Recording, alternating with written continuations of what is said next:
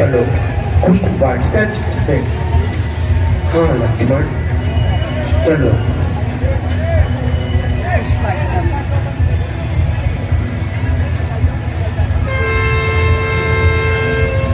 राम राम जय राजा राम, राम जय सीता राम, राम जय राजा राम। में क्यों न हो, स्वर्ग से बढ़कर न क्यों, भूमि पर वह धाम हो। धन्य है वह उत्थान जिसमें श्री राम को आराम हो। देखो लक्ष्मण, सुगंधित वायु के कारण ये पौधे किस प्रकार मस्त होकर झूम रहे हैं और ये पौधे गुंजार गुंजार कर खुशबू का मुख झूम रहे हैं। ये सब देखकर ऐसा प्रतीत होता है मानो किसी गायक के कान पर कोई नृत्य कर रही हो। शोभा लटक रही है पुष्पों की डार में, सुंदर कमल खिले हैं कहीं जल की धार में। चंपा चमेली क्या नई शोभा दिखाते हैं, गले में डाल कर पाए नहीं फूले समाते हैं।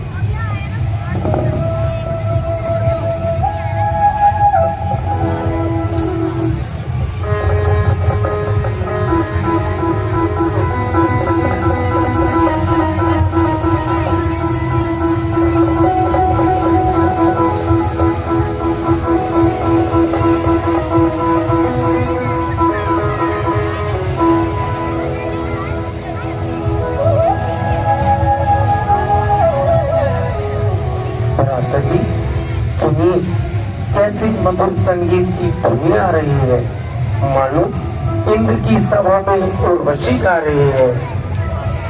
ऐसा प्रतीत होता है लक्ष्मण कि देवी पूजन के लिए कुछ स्त्रियां मंगल गीत गाती हुई किसी और आ रही हैं। आओ एक और होकर उन्हें मार्ग दे दें। हाँ चलो चलो भैया चलो।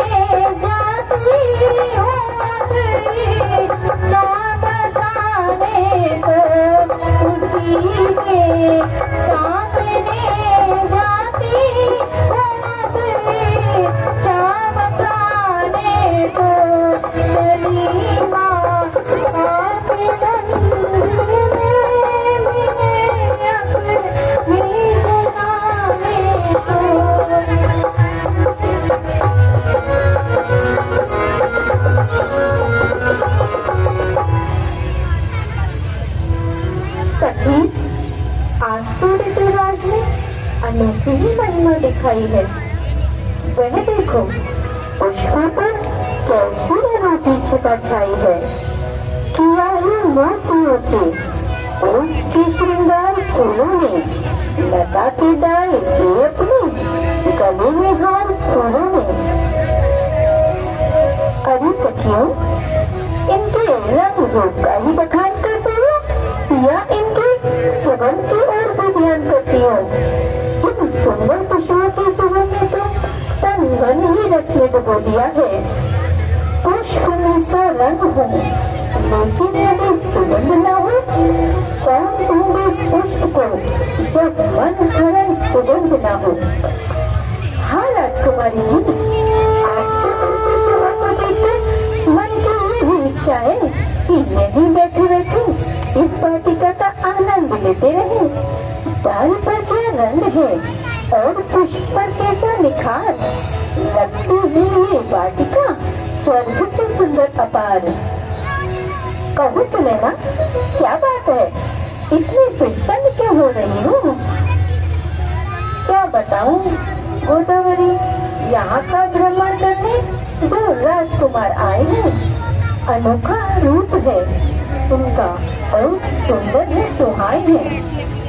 अरे कहीं वह वही राजकुमार तो नहीं जो मैंने विश्वामित्र के साथ आए हैं और नगर के प्रत्येक वासी को भाई हैं? सुना है रूप दोनों का है बस योग दर्शन के, लगे जो मोहिनी सूरत पड़ेगी भाग उस जन के। हाँ हाँ सत्य है, आओ मैं तुम्हें अभी दिखाई देती हूँ। वह देखो, उस वृक्ष के नीचे चंपा के कुंज के पास। विधाता, कैसा अलौकिक रूप है, कैसी मनोहर मूर्ति है, कैसा सुंदर श्याम वर्ण है।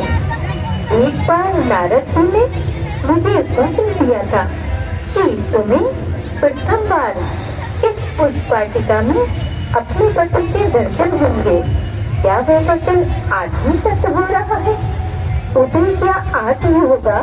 मेरे सौभाग्य का तारा मिला कि आज क्या इस वाटिका में प्राण आधारा।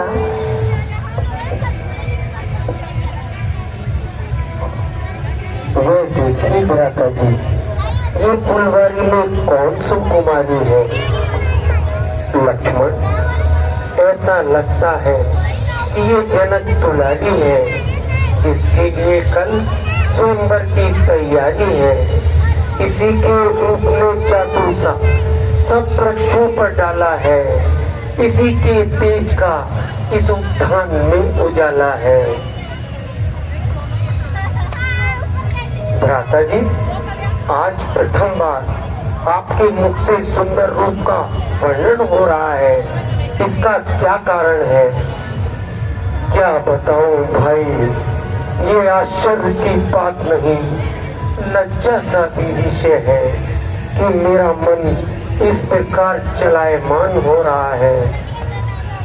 ऐसा क्यों हो रहा है प्रभु? नहीं कह सकता, नहीं कह सकता। इसके रूप में क्या आकर्षण है या मेरी आंखों का दोष? क्योंकि मैं जितना दमन करता हूँ उतना ही मन इसकी ओर खींचा जाता है। हृदय को जितना समझाता हूँ उतना ही अधिकार से भार हुआ जाता है। समझ में कुछ नहीं आता, क्या होता है मेरे मन को? क्या दोष दूं अपने रूप को, क्या दूं अपने नयन को?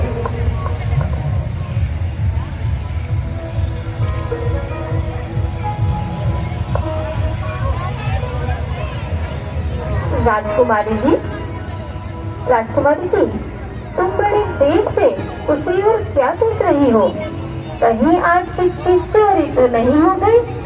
जिन्हें तुम देख रही हो उनका नाम राम है। तुझे क्या बताऊं सखी, कुछ समझ में ही नहीं आता कि मेरे मन को आज क्या हो रहा है। राजकुमारी, समय बहुत हो गया है, अब मन की उलझनों को छोड़ो और माता गौरी का पूजन करो। ओह, मैं तो अपने विचारों में खो ही गई थी। चलो अब शीत चलकर माता गौरी का पूजन करते हैं। भ्राता जी, अब चलिए, गुरुदेव की पूजा का समय होने वाला है। हैं? हाँ भाई, चलो।